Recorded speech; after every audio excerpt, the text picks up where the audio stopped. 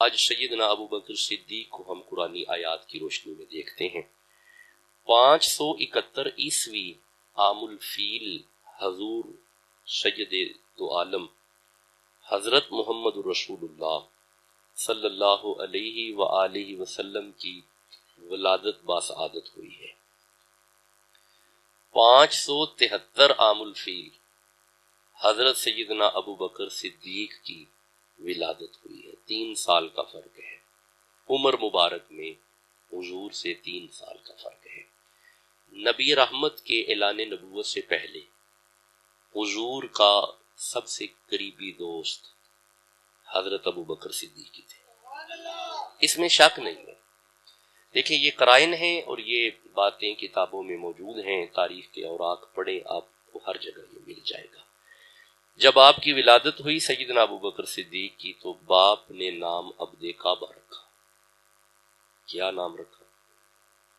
عبد کعبہ، یعنی کعبے کا غلام۔ یہ حضرت ابو بکر صدیق کا نام آپ کے والد نے رکھا۔ نبی پاک کو خبر ہوئی تو آپ نے فرمایا اس کا نام عبداللہ ہے۔ کیا نام ہے؟ عبداللہ۔ حضور نے نام عبداللہ رکھا، باپ نے نام عبد کعبہ رکھا۔ جو آپ کو لقب ملے ان میں معروف لقب ہے صدیق اور عتیق۔ صدیق کہتے ہیں یار کو اور عتیق کہتے ہیں آگ جس کے قریب نہ آئے۔ تو یہ القابات ابو بکر کے معروف ہیں۔ 7 پشتوں سے حضرت ابو بکر صدیق کا سلسلہ نسب نبی رحمت کے آبا سے جا کے ملتا ہے۔ کتنی پشتوں سے؟ 7 پشتوں سے حضرت کا لقب جا کے ملتا ہے۔ اب آئیے قرآنی آیات کی طرف چلتے ہیں۔ کیا قرآن میں بھی حضرت ابو بکر صدیق کا ذکر ملتا ہے؟ سورہ مجادلہ کو میں تلاوت کر رہا ہوں۔ سورہ مجادلہ قرآن حکیم کا 58 نمبر سورہ ہے اور 22 نمبر آیت ہے۔ ارشاد ہے بسم اللہ الرحمن الرحیم لا تجد قوما یؤمنون باللہ والیوم الآخر یوادون من حاد اللہ ورسولہ۔ اللہ فرماتا ہے کہ اس قوم کا ایمان سے کوئی تعلق نہیں جسے یار کے دشمن اچھے لگے۔ اس کا ایمان سے کوئی تعلق نہیں جسے محبوب کے دشمن اچھے لگے۔ میں دوبارہ تلاوت کر رہا ہوں، آپ دوبارہ سنیں اور اسے دوبارہ سمجھیں۔ ارشاد ہے لا تجدوا قوم یؤمنون باللہ والیوم الآخر یوادون من حاد اللہ ورسولہ۔ خبردار اس بندے کا ایمان سے تعلق ہی نہیں جسے محبوب کے دشمن اچھے لگے، یعنی اس کا ایمان سے تعلق ہی نہیں جسے یار کے دشمن اچھے لگیں۔ آگے اللہ فرماتا ہے وَلَوْ كَانُوا آبَاءَهُمْ، یار کا دشمن اس کا باپ ہی کیوں نہ ہو، او ابناءہم، محبوب کا دشمن اس کا بیٹا ہی کیوں نہ ہو، او اخوانہم، محبوب کا دشمن اس کا بھائی ہی کیوں نہ ہو، او عشیرتہم، محبوب کا دشمن اس کا کوئی رشتہ دار ہی کیوں نہ ہو۔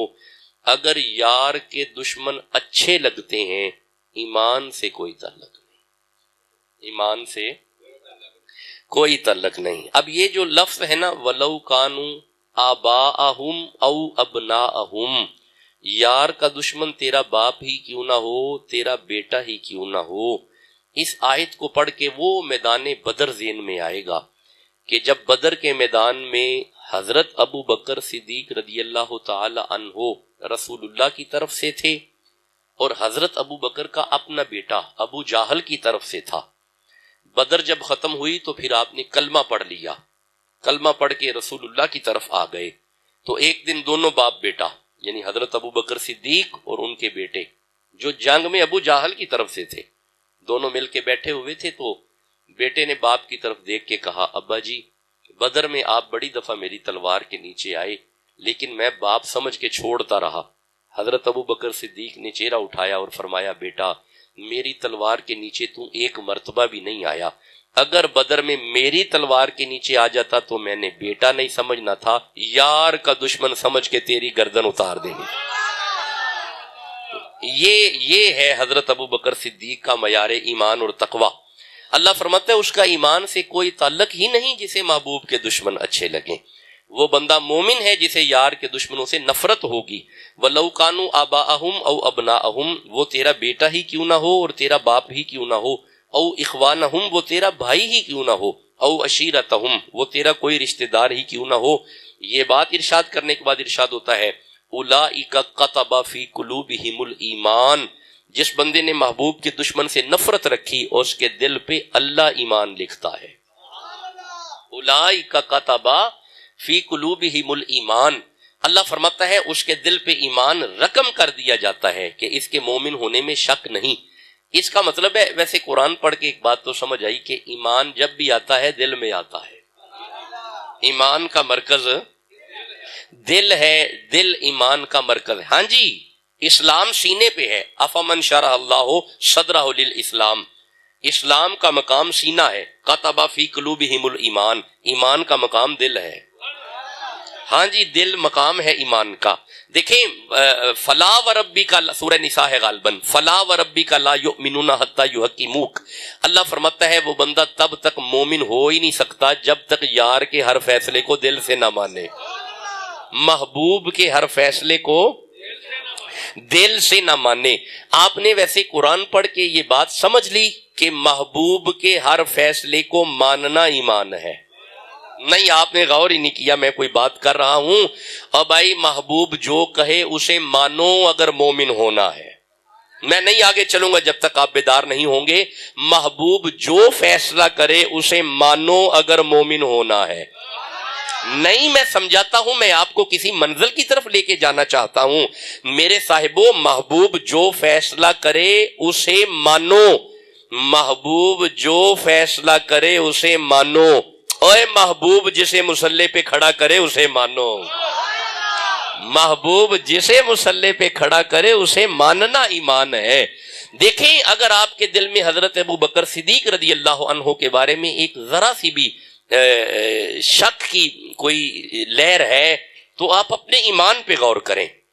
حضرت دیکھیں، میں نے پچھلے جمعے میں حضرت خواجہ نظام صاحب کا کے ملفوظات میں سے ایک مولا علی شیر خدا کی شان میں ایک روایت پڑھی تھی. خواجہ نظام الدین اولیاء فوائد الفواد، حضرت خواجہ نظام الدین فرماتے ہیں کہ جب جبہ فقر نبی رحمت کو عطا کیا گیا، آپ نے آ کے مولا علی کو دیا، لیکن مولا علی کو دینے سے پہلے آپ نے سب سے پہلے ابو بکر کو بلایا، پھر عمر کو بلایا، پھر عثمان کو بلایا. حضرت خواجہ نظام الدین نے فرما دیا کہ پہلا نمبر صدیق کا ہے، پھر عمر کا ہے، پھر عثمان کا ہے. بھائی غور ہے نا جی بات کی طرف؟ بات سمجھ آ رہی ہے؟ دیکھیں عقائد آپ کے متزلزل نہیں ہونے چاہیے، عقائد حق ہونے چاہیے، اور اہل سنت کے عقائد یہی ہیں. تو میں گزارش تو یہ کر رہا ہوں، اللہ اکبر، حضرت ابو بکر صدیق رضی اللہ تعالی عنہ مولا علی کے پاس گئے اور جا کے کہا بخن بخن یا علی، یا علی آپ کو مبارک ہو. فرمایا ابو بکر کس چیز کی مبارک؟ یا علی نبی فرما رہے ہیں جنت میں وہ جائے گا جس کی پرچی پہ علی کی مہر ہوگی. تو یہ مبارک کون دے رہے ہیں؟ حضرت ابو بکر صدیق رضی اللہ تعالی عنہ. جنت میں وہ جائے گا جس بسم اللہ جس کی پرچی پہ علی کی مہر ہوگی. اچھا بھائی میرے صاحبوں، جب یہ مبارک حضرت ابو بکر صدیق نے دی نا، مولا علی کے چہرے پہ مسکراہٹ آئی. آپ مسکرا کے ابو بکر کا چہرہ دیکھ کے فرماتے ہیں صدیق آپ کو بھی مبارک. ہائے ہائے صدیق آپ کو بھی مبارک. فرمایا یا علی مجھے کس چیز کی مبارک ہے؟ فرمایا ابو بکر مجھ علی کو نبی نے کہا تھا علی مور اونوں لائی جدے دل وچ صدیق ہوے گا. تو یہ عقائد ہونے چاہیے. دل میں حضرت ابو بکر کا حیا ہونا چاہیے، دل میں فاروق اعظم کی قدر ہونی چاہیے، دل میں حضرت عثمان غنی کی قدر ہونی چاہیے. میں تو کہا کرتا ہوں ان تینوں کی محبت دل میں رکھ کے گلے میں علی کی غلامی کا پٹا ڈال، حضور راضی ہو جائیں گے، مصطفیٰ راضی ہو جائیں گے. تو میرے صاحبوں یہ عقائد ہونے چاہیے آپ کے. اچھا چلیں اب تھوڑا سا آگے چلتے ہیں. اللہ فرماتا ہے اولئک کتب فی قلوبہم الایمان. اچھا میں اس کا ترجمہ یوں کروں، جس کے دل میں صحابہ کا حیا. آپ جانتے ہیں صحابہ اور بھائی کوئی کسی مولوی کے پاس پڑھے، کوئی کسی مولوی کے پاس پڑھے، کوئی کسی شیخ الحدیث کے پاس پڑھے، کوئی کسی شیخ الحدیث کے پاس پڑھے، بندے مان کرتے ہیں کہ میں فلاں شیخ الحدیث کا مرید ہوں، شاگرد ہوں، بندے مان کرتے ہیں کہ میں فلاں مدرسے سے پڑھا ہوں. آپ کو ابھی بھی سمجھ نہیں آئی؟ اوے جو ڈائریکٹ اللہ کے رسول سے پڑھے انہیں صحابہ کہتے ہیں. جو ڈائریکٹ خدا کے رسول سے پڑھیں انہیں صحابہ کہتے ہیں. بندے مان کرتے ہیں کہ ہم فلاں سید کے پیچھے نمازیں پڑھتے ہیں، ہم فلاں امام کے پیچھے نمازیں پڑھتے ہیں، ہم فلاں امام کے مقتدی ہیں. اللہ کے رسول کے جو مقتدی ہوں انہیں صحابہ کہتے ہیں. بھائی انہیں صحابہ کہتے ہیں. اور میں ایک عرض کروں، ان صحابہ کی ساری جماعت کے امام کو ابو بکر کہتے ہیں. بھائی غور ہے بات کی طرف؟ بھائی پیغام پہنچ رہا ہے؟ گفتگو سمجھ آ رہی ہے؟ اللہ فرماتا ہے کتبا فی قلوبہم الایمان، اس کے دل میں ایمان لکھ دیا جائے گا. یہی بات ختم نہیں ہوئی. وَأَيَّدَهُمْ بِرُوحٍ مِّنْهُ، ہم مدد کریں گے روح کے ذریعے اس کی. بھائی کس کی؟ جسے یار کے دشمن اچھے نہ لگیں، وہی جس کا اٹھنا بیٹھنا یار کے دشمن کے ساتھ نہ ہو بلکہ یار کے دشمن سے نفرت کرے. وَيُدْخِلُهُمْ جنات، اور جنت میں وہی داخل کیے جائیں گے. تجری من تحتها الانہار، اور وہ جنت میں خالدین فیہا، مستقل رہیں گے. جنتی جنت میں ہمیشہ رہیں گے. بھائی جنتی جنت میں ہمیشہ رہیں گے. جنتی جنت میں مجھے بڑا لطف آیا کرتا ہے جب مولوی صاحب یہ پڑھتے ہیں نا خالدین فیہا، وہ جنت میں ہمیشہ رہیں گے. میں ان کا چہرہ دیکھتا ہوں، اچھا حضور کا نوکر جنت میں ہمیشہ رہے گا؟ نہیں، آپ نے غور ہی نہیں کیا، آپ نے ابھی بھی غور نہیں کیا. خالدین فیہا کا معنی ہے جس کے دل میں یار کی محبت آ جائے فنا تو وہ نہیں ہوتا. بھائی فنا تو وہ نہیں ہوتا، وہ ہمیشہ رہے گا. اچھا جس دل میں حضور کی محبت آ جائے فنا وہ نہیں ہوتا. مصطفیٰ فنا کیسے ہو سکتے ہیں؟ کسی کی نظر ہے محمد، کسی کی ادا ہے محمد. ارے عرش بھی محمد، فرش بھی محمد، یہاں بھی محمد وہاں بھی محمد، ادھر بھی محمد ادھر بھی محمد. فنا تو نہیں ہے، بقا ہے محمد. فنا تو نہیں ہے، بقا ہے محمد. ارے یہ کس نے کہا کہ جدا ہے محمد؟ حقیقت میں نور خدا ہے محمد. میں امید کروں کہ سمجھ آ رہا ہے قرآن. تھوڑا آگے چلیں جی، تھوڑا سفر آگے کریں جی. لو جی پھر ارشاد ہوتا ہے رضی اللہ عنہم، رضی اللہ عنہم. اللہ فرماتا ہے میں سارے صحابہ پہ راضی ہوں. مجھے یہ نہیں سمجھ آتی، جب اللہ راضی ہے تو پھر آپ کو کیا مسئلہ ہے حضور کے صحابہ سے؟ اللہ فرماتا ہے رضی اللہ عنہم، میں ابو بکر تم پہ راضی ہوں، اے عمر میں تم پہ راضی ہوں، اے عثمان غنی میں تم پہ راضی ہوں، مولا علی میں تم پہ راضی ہوں، اے بلال میں تم پہ راضی ہوں، سلمان فارسی میں تم پہ راضی ہوں. اب ذرا خوبصورتی دیکھنا، اللہ فرماتا ہے رضی اللہ عنہم، اللہ ابو بکر پہ راضی ہے. وردو عنہ، اب میں نے دیکھنا ہے صدیق بھی راضی ہے کہ نہیں. نہیں، غور ہی نہیں کیا آپ نے.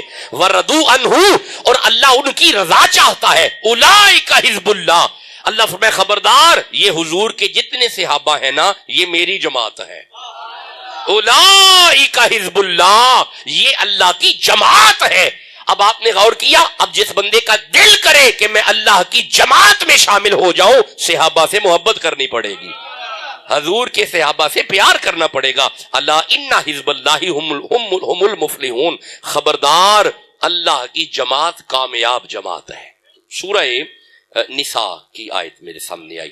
اللہ فرمایا واسأل اللہ من فضلی، اللہ سے اس کا فضل مانگو. اللہ سے اس کا جی فضل مانگو، اللہ سے فضل مانگو.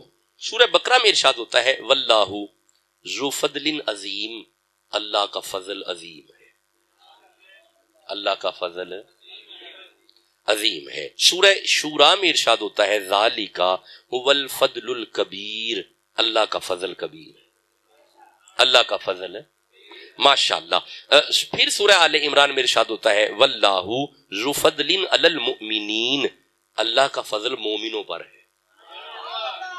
بھائی اللہ کا فضل. مومنوں پر ہے. اب آئیے سورہ بقرہ میں ارشاد ہوتا ہے لیکن اللہ ذو فضل علی العالمین، اللہ کا فضل عالمین پر ہے. بھئی اللہ کا فضل عالمین پر ہے. اب آپ نے غور کیا، میں 5 آیتیں پڑھ چکا ہوں.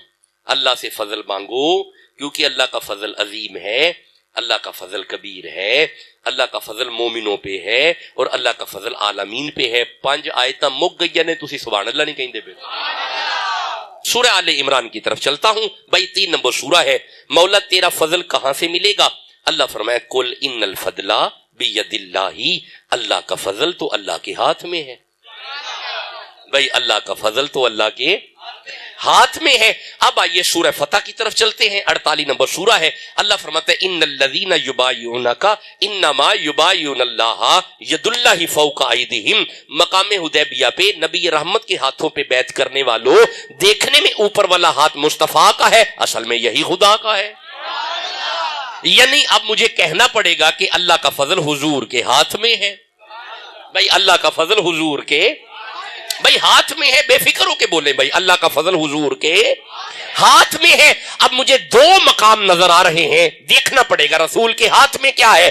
ایک مقام تو مقام غدیر ہے. مقام غدیر پہ کھڑے ہو کے آپ نے علی کا ہاتھ اپنے ہاتھ میں رکھا تھا اور بلند کر کے فرمایا تھا من کنت مولا ہوں فہذا علی مولا، جس کا میں مولا اس کا علی مولا. تسی چپ بیٹھے ہو. یعنی مولا علی کو اللہ نے مولا علی کو کا ہاتھ اپنے ہاتھ میں رکھا اور بتا دیا دنیا والوں کو کہ علی اللہ کا فضل ہے. بھائی علی اللہ کا فضل ہے. اب دیکھیں جہاں پہ علی اللہ کا فضل ہے، ایک دن نبی رحمت تشریف فرما تھے اور دائیں طرف ابو بکر بیٹھے ہوئے تھے. آپ نے ابو بکر کا ہاتھ بلند کر کے کھڑے ہو کے تھوڑا چلنا شروع کیا. اب صدیق کا ہاتھ نبی نے پکڑ کے بتا دیا شک بھی نہ کرنا، صدیق بھی اللہ کا فضل ہے. بھائی ابو بکر بھی اللہ کا فضل ہے. بھائی جو راضی بیٹھے ہیں وہ تو سبحان اللہ کہو نا یارا. صدیق بھی اللہ کا فضل ہے. اب میں یہ والی آیت پڑھوں گا سورہ نور کی 24 نمبر آیت ہے، 24 نمبر سورہ ہے، 22 نمبر آیت ہے.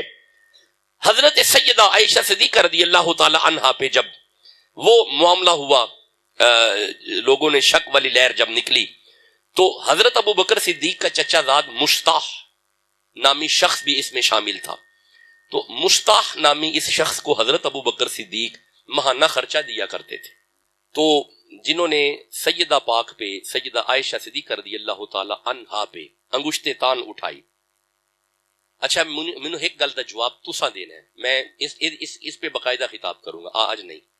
مجھے ایک بات کا جواب دیں، جب سارے لوگوں نے سیدہ عائشہ پہ انگشت تان اٹھائی، اس پورے گروپ نے، حضرت سیدہ عائشہ کی پاکیزگی کی گواہی کس نے دی؟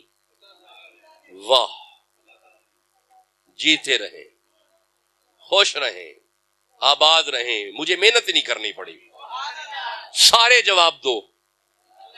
مصطفیٰ کی زوجہ کی پاکیزگی کی گواہی کس نے دی؟ اب یہ میرا دایاں ہاتھ بھی قرآن پہ ہے، بایاں بھی قرآن پہ ہے. حضرت یوسف پہ انگشت تان اٹھے، گواہی پنگوڑے میں بچہ دے رہا ہے. حضرت مریم پہ انگشت تان اٹھے، گواہی گود والا بچہ دے رہا ہے. نبی کی زوجہ عائشہ صدیق کی ماں پہ انگشت تان اٹھے، پاکیزگی کی گواہی اللہ دے رہا ہے. آپ ابھی بھی نہیں سمجھے ابو بکر کی بیٹی کا مقام کیا ہے. صدیق باق کی بھی صدیقہ بیٹی. آپ اونچی سبحان اللہ کہو یارا. جس کی تطہیر کی گواہی اللہ دے اسے عائشہ کہتے ہیں. اللہ نے گواہی دی، خبردار محبوب کی بیوی پاک ہے. اب میں گزارش تو یہ کر رہا ہوں، میں عرض تو یہ کر رہا ہوں کہ اللہ کا فضل اللہ کے ہاتھ میں ہے. اللہ کا فضل عظیم ہے، اللہ کا فضل کبیر ہے، اللہ کا فضل مومنین پہ ہے، اللہ کا فضل عالمین کے پہ ہے. اللہ سے اس کا فضل مانگو کیونکہ اللہ کا فضل کبیر ہے. اب جب حضرت مشتاح جو حضرت ابو بکر کے چچا زاد تھے، جب انہوں نے انگشت تان اٹھائی، یہ بھی ان میں شامل ہوئے، تو حضرت ابو بکر صدیق نے بیٹھ کے رسول اللہ کی بارگاہ میں کہا اللہ کی قسم میں آج کے بعد اسے 1 روپیہ بھی نہیں دوں گا، میں اس کا خرچہ آج سے بند کرتا ہوں. ہاں آپ غور کیجئے گا، حضرت ابو بکر نے جب کہا نا میں آج سے اس کا خرچہ بند کرتا ہوں، فوراً آیت آ گئی. آئے آپ نے غور ہی نہیں کیا. جب حضرت ابو بکر نے کہا نا کہ میں اس کا خرچہ بند کرتا ہوں تو فوراً یہ آیت آئی. جبریل نے آ کے کہا ولا یأتلی اولو الفضل منکم، صاحبان فضل کو یہ اچھا نہیں لگتا ایسی باتیں کرنا۔ اب آپ نے غور نہیں کیا، اللہ قرآن میں جسے صاحب فضل کہے اسے ابو بکر کہتے ہیں۔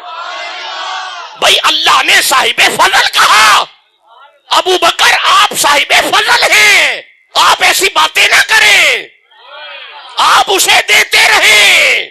اب آپ نے غور نہیں کیا، جس کی اداؤں پہ قرآن آئے اسے ابو بکر کہتے ہیں، اسے صدیق کہتے ہیں، اسے ابو بکر صدیق کہتے ہیں۔ میں 2-4 آیتیں اور پڑھنا چاہتا ہوں، بس رہیں گے انشاءاللہ اپنے وقت میں۔ میں جلدی سے سورہ توبہ کی طرف آ گیا۔ لو جی، بس یہ آج کی گفتگو کی آخری آیت ہے، 9 نمبر سورہ ہے، اور میں اس کی اللہ اکبر کبیرہ 40 نمبر آیت کو دیکھ رہا ہوں، لیکن میں اس سے پہلے سورہ بنی اسرائیل کی 80 نمبر آیت کو دیکھ رہا ہوں۔ پتہ نہیں آپ سبحان اللہ کہہ رہے ہیں؟ یہ سورہ بنی اسرائیل ہے۔ بھائی آپ جانتے ہیں کہ جب ان کافروں نے چونکہ اعلان کیا اسلام کا، کافروں نے پریشان کیا، حضور کے گھر کو گھیرا، اللہ اکبر، جب انہوں نے گھیرا تو انہوں نے کہا، یہ سورہ بنی اسرائیل ہے بھائی، 17 نمبر سورہ ہے، اور یہ 80 یہ آیت 80 نمبر آیت کو دیکھنا چاہتا ہوں۔ یہ آ گئی جی، وَقُلْ رَبِّ أَدْخِلْنِي مُدْخَلَ صِدْقٍ وَأَخْرِجْنِي مُخْرَجَ صِدْقٍ وَاجْعَلْ لِي مِن لَّدُنكَ سُلْطَانًا نَصِيرًا۔ دعا مانگی آپ نے، ربی ادخلنی، اے میرے رب مجھے لے جا یہاں سے، مدخل صدقن، جہاں بھی لے کے جانا ہے نا صدق ساتھ ہو۔ بس آپ نے غور ہی نہیں کیا قرآن کی آیات کی طرف، میں جہاں بھی جاؤں صدق میرے ساتھ ہی ہو۔ ہائے ہائے، آپ نے غور ہی نہیں کیا، میں قرآن پڑھ رہا ہوں، آیت ہے کوئی روایت نہیں ہے، میں جہاں پہ بھی جاؤں میرے ساتھ صدق ہو۔ وَأَخْرِجْنِي مُخْرَجَ صِدْقٍ، میں جب یہاں سے نکلوں نا پھر بھی صدق ساتھ ہو۔ بھائی میں مکے سے نکلوں صدق میرے ساتھ ہو، میں مدینے جاؤں صدق میرے ساتھ ہو۔ وَاجْعَلْ لِي، اور بنا میرے لیے، مِن لَّدُنْکَ، اپنی جناب سے، سُلْطَانًا نَصِیرًا، کوئی قوت والی مدد، با قوت ہو، با اختیار ہو، مددگار ہو، مجھے مدد کرنے والی قوت عطا فرما۔ یہ میرا ہاتھ قرآن پہ ہے، ہجرت کی رات اللہ نے جو قوت عطا کی اپنے محبوب کو، اس قوت کا نام ابو بکر ہے جی، وہ قوت جو ساتھ گئی اس کا نام ابو بکر ہے۔ اور آپ جانتے ہیں بستر رسول پہ جسے لٹایا گیا وہ تو آپ سے چھپے ہی نہیں نا، بستر رسول پہ جسے لٹایا گیا اسے علی کہتے ہیں۔ اللہ نے 2 قوت مصطفیٰ کو یہاں پہ عطا کی، بستر پہ علی، ساتھ ابو بکر، ہجرت میں ساتھ ابو بکر ہیں۔ چلو جی، میں ایک آیت اور پڑھتا ہوں پھر ہم نماز کی طرف آتے ہیں۔ سورہ توبہ ہے بھائی، 9 نمبر سورہ ہے، 40 نمبر آیت ہے۔ آپ سبحان اللہ کہہ رہے ہیں جی؟ ارشاد ہے بسم اللہ الرحمن الرحیم۔ لو میرے صاحبوں غور کیجئے گا، اب جب ہجرت ہوئی نا، سورت کا نمبر ہے 9۔ ہاں جی، ہم ابو بکر کی بات کرنے لگے ہیں، اور ہر مفسر نے اسے لکھا ہے کہ یہاں پہ بات ابو بکر کی ہے۔ میں نے عرض کیا تھا ایک دفعہ آپ سے، اگر آپ کو تھوڑا یاد ہو، ایک صاحب میرے پاس بیٹھے ہوئے تھے، تو دوسرے بیلی تھے نا، تو مجھے کہنے لگے کہ نہیں ابو بکر نہیں ساتھ، یہاں پہ غار میں علی ساتھ تھے۔ میں مسکرا پڑا، میں کہ اچھا، میں کہ کمال ہے، ہم علی کے نوکر ہیں، شاکی نہیں ہیں۔ اس میں سوچیں بھی نہ کہ ہم علی کے نوکر نہیں ہیں، ہمارا تو سانس علی کے بغیر چلتا ہی نہیں ہے، ہمارے تو سانسوں کی مالا میں علی ہے، ہمارا تو سانس اوپر جائے تو علی، سانس واپس آئے تو علی، نام بھی آئے علی کے نام پہ ہی آ رہا ہے نا۔ بھائی ہمارا تو ایمان یہ ہے کہ ہمارے سانس میں مولا علی کا ذکر ہے اور علی کی محبت ہے، لیکن یہ میرے جڑے آپ دیکھو، اگر وہاں پہ غار میں علی ہے تو بسترے تے پھر کنوں پائے گا؟ یہ بولو تے صحیح۔ تو اب اس کا جواب نہیں تھا ان کے پاس نا، ساری کہانی کا پتہ نہیں تھا نا، پیچھے سے پڑا ہو تو پتا ہو نا، تو یہ ویسے ہی ڈنڈی مارتے ہیں، قدورت ہے نا یارا۔ بھائی جس پہ یاد رکھو، جس نے صدیق کو راضی رکھا ہے علی اس پہ راضی ہے، جس نے ابو بکر کو راضی نہیں رکھا علی اس پہ راضی نہیں ہے. علی کا کوئی تعلق نہیں جس کا صدیق سے کوئی تعلق نہیں ہے, قطعاً کوئی تعلق نہیں ہے. اور یار نبی جس کے بارے میں کہے میں نے سب کا حساب و کتاب یہاں پہ کر دیا ہے, ابو بکر کا حساب معاشر والے دن ہوگا یار. سب کا حق محمد نے یہی پہ ادا کر دیا ہے, ابو بکر کا حق اللہ ادا کرے گا معاشر والے دن یار. جس کے دل میں صدیق کی محبت ہے سبحان اللہ کہو جلدی سے. تیری جانے بلا صدیق کا مقام اور مرتبہ کیا ہے, صدیق کا مقام کیا ہے. میرے ابا جی پڑھا کرتے تھے, آپ کی زبان, بسم اللہ, میں نے آپ کی زبان سے یہ اشعار سنے ہیں. آپ پڑھا کرتے تھے, در احمد تے جیڑا آوے او رتبے پاوے, اس گل نو خدائی گئی من, در احمد تے جیڑا آوے. سرکار پڑھا کرتے تھے, در احمد تے جیڑا آوے او رتبے پاوے, اس گل نو خدائی گئی من, در احمد تے جیڑا آوے. اچھا پھر آپ آگے پڑھا کرتے تھے, پہلا یار نبی دا صدیق جیڑا ہر جا سونے دا رفیق ہے, اے عربی جوان اینو جان دا جہان, اے دی قدر ذیشان پیا موڈیاں تے احمد نو چاوے. اس گل نو خدائی گئی من, در احمد تے جیڑا آوے. اور جیسے لوگ نہیں کہا کرتے مقرر مقرر, میرا دل کرتا ہے شہر مقرر نہ ہو جائے. اچھا آپ یقین کیجئے گا یہ ذہن میں بھی ابھی آیا ہے, یہ پڑھتے ہوئے ذہن میں آ گیا ہے, میرے تو ذہن میں یہ شعر تھا ہی نہیں. سرکار پڑھا کرتے تھے, در احمد تے جیڑا آوے او رتبے پاوے, اس گل نو خدائی گئی من, در پہلا دلبر نبی دا صدیق جیڑا ہر جا سونے دا رفیق ہے, جے عربی جوان اینو جان دا جہان, اے دی قدر ذیشان پیا احمد نو موڈیاں تے چاوے. اس گل نو خدائی گئی من, در احمد تے. ہاں ہاں ہاں ہاں, یہ ہے عقائد حق, یہ ہے فیض آستانے کا, یہ ہے صحیح سلسلہ طریقت, اور یہ ہے صحیح عقیدہ اہل سنت. یہ ڈنڈی مارتے ہیں جو لوگ اس طرح کرتے ہیں نا, وہ اصل میں پڑھے لکھے نہیں ہیں. بڑی تکلیف والی بات ہے. اور جو اگلے جمعے کا ٹاپک ہے تھوڑا کریٹیکل ہے, کیونکہ خلافت کی شرعی حیثیت کو پڑھنا ہے. پھر حضرت ابو بکر صدیق کی خلافت بلا فصل پہ قرآن پڑھنا ہے. دیکھیں آپ جانتے ہیں کہ یہاں پہ ہر ٹاپک قرآن سے پڑھا جاتا ہے, روایات ہیں, احادیث بھی ہیں. اعتراض لوگ کریں گے, قرآن پہ کسی کا اعتراض نہیں, قرآن کو تسلیم کرنا پڑے گا آپ کو. تو میں انشاءاللہ اگلا جمعہ حضرت ابو بکر صدیق کی خلافت بلا فصل پہ آپ سے بات کروں گا. چلو آئیے یہ بس آخری آیت سنیں, پھر ہم نماز کی طرف آتے ہیں. اللہ ہماری اس کاوش کو قبول فرما لے. ہمارے دلوں میں ہر سیابی کا ادب ہونا چاہیے. لو آئیے جی, سورہ توبہ 9 نمبر سورہ ہے. ارشاد ہے بسم اللہ الرحمن الرحیم. بھائی سورت کا نمبر 9 ہے, بات ابو بکر کی ہے. 9 پتہ کیسے بنتا ہے, دل میں 5 بھی ہو 4 بھی ہو. بھائی مسئلہ تو یہی حل ہو گیا. 9 بنتا ہی تب ہے دل میں 5 بھی ہو 4 بھی ہو. اچھا جو میں سورت پڑھنے لگا ہوں نا, اس میں بات چونکہ ابو بکر کی ہے, سورت کا نام ہے توبہ. یہ مطلب ہے توبہ بھی ہو دی قبول ہے جدے دل میں صدیق ہے. بھائی سمجھ آ رہی ہے نا جی, عقیدہ سمجھ آ رہے ہیں میرے صاحبوں کو. لو جی اب آگے تھوڑا آگے چلتے ہیں. سورہ توبہ کی 40 نمبر آیت ہے. ارشاد ہے بسم اللہ الرحمن الرحیم.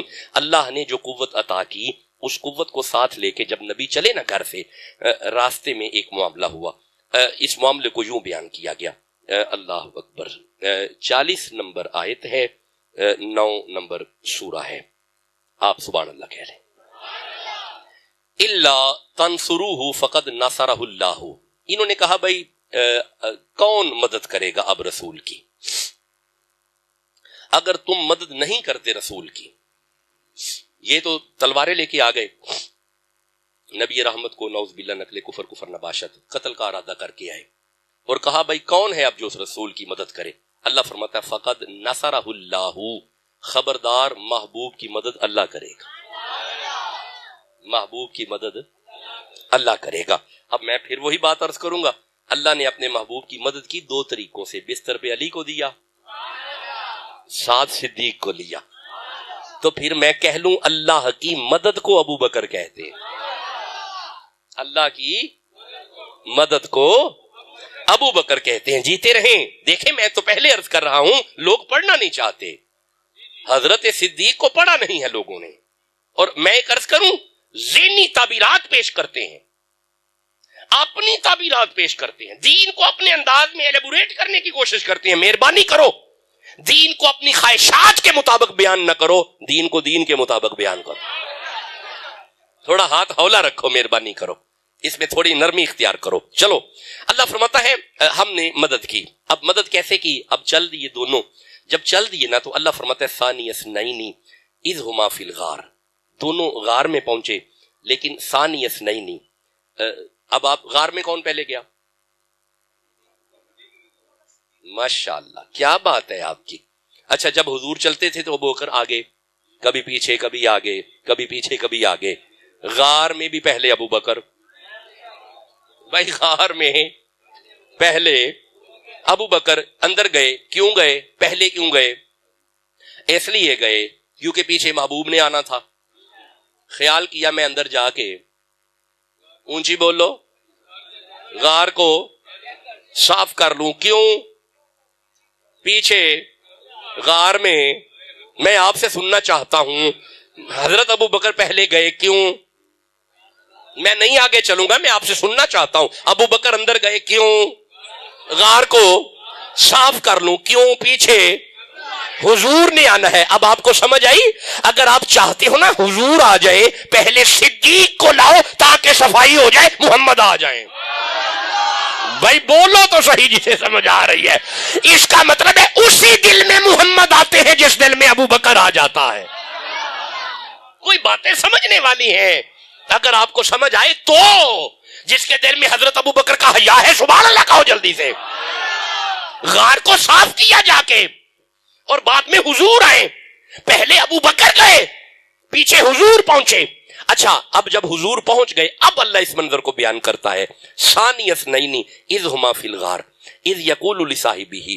ثانی اثنین، ثانی کا معنی ہوتا ہے دوسرا، اثنین کا معنی ہوتا ہے دو میں سے، دو میں سے دوسرا. بھائی دو میں سے تھے دو ہی، بھائی تھے دو ہی، اب دو میں سے دوسرا. مجھے بڑا لطف آ رہا ہے، ابو بکر کی باتیں ہو رہی ہیں، چہرے کھلے ہوئے ہیں. دو میں سے دوسرا. اب یہ ذرا رکیے گا، تھوڑا لمحہ فکر ہے. چونکہ ہم ہیں قرآن کے طالب علم، ہم وہ چیز دیکھتے ہیں جو قرآن ہمیں دے رہا ہے. مفسرین کی آراء میں ہے، پہلے قرآن اپنی بات خود بھی بیان کرتا ہے. اب یہاں پہ نام کسی کا نہیں کہ دو میں سے دوسرا کون، نام کوئی نہیں. تھے ویسے دو ہی، لیکن نام یہاں پہ کوئی نہیں. اب مفسرین نے اس کی جو آراء پیش کی ہیں، دو ہی پاسبلٹی ہیں. دو میں سے دوسرا، اگر دو میں سے دوسرے حضور ہیں تو پہلا صدیق ہوا، اگر دو میں سے دوسرے ابو بکر ہیں تو پہلے حضور ہوئے. بھائی یہی ہے نا، تیسری رائے کوئی نہیں. بولو، تیسری رائے کوئی نہیں. اب ہم اگر کہیں کہ دو میں سے دوسرا، اگر ہم یہ کہیں کہ پہلے ابو بکر ہیں بعد میں محمد ہیں، تو پھر اس کا معنی پتا کیا ہوگا؟ اگر صدیق کو پہلے کیا تو پھر کہنا پڑے گا اس نبی کی محبت میں پہلا ابو بکر، نبی کے عشق میں پہلا ابو بکر، نبی کی غلامی میں پہلا ابو بکر. بھائی سمجھ آ رہا ہے ابو بکر پہلے کیسے ہوئے؟ حضور کی محبت میں پہلا ابو بکر. لیکن اگر ہم یہ کہیں کہ ثانی اثنین، دو میں سے دوسرا، اگر یہ تعبیر پیش کرے کہ پہلے محمد اور دوسرا صدیق، تو پھر مان جا مصطفیٰ کے بعد اگر کوئی ہے وہ ابو بکر ہی تو ہے، وہ صدیق ہی تو ہے. جسے سمجھ آ رہی ہے سبحان اللہ کہو یارا، جس کے دل میں صدیق ہے سبحان اللہ کہو جلدی سے.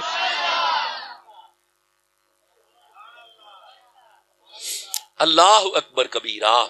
اس پہ باقاعدہ انشاءاللہ میری زندگی ہوئی تو باقاعدہ اگلا جمعہ اسے تفصیل کے ساتھ پڑھیں گے حضرت کی خلافت کے بارے میں. تو میرے صاحبو، آج کی گفتگو نے ہمیں ایک سبق یہ دے دیا کہ سب سے پہلے کلمہ پڑھنے والے ابو بکر ہیں.